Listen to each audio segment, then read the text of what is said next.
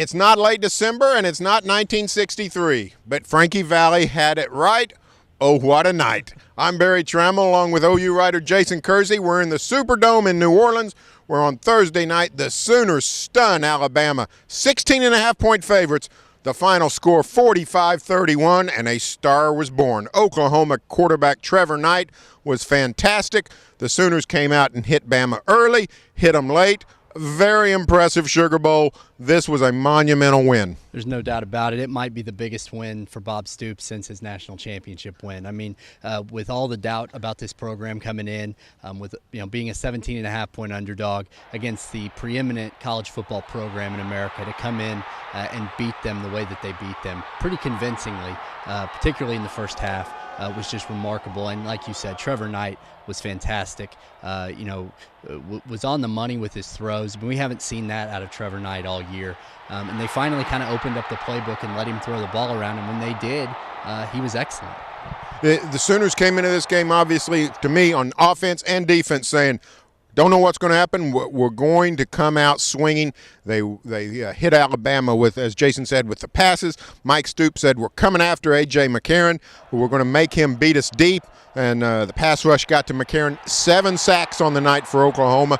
Alabama had given up just 10 all season coming into this game.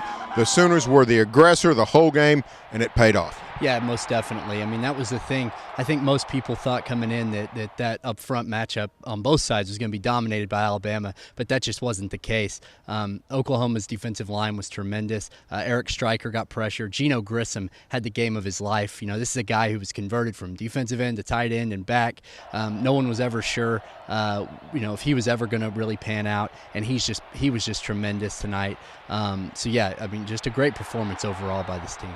And Bob Stoops tried to downplay sort of the return of Oklahoma to the limelight, saying we didn't just come in on a pile of wood. But the truth is, Trevor Knight himself said this was a sign that the return of Oklahoma, it was a statement game, that the Sooners are back. This is a sign that the Oklahoma will be highly ranked going into the 2014 season, one of the national contenders.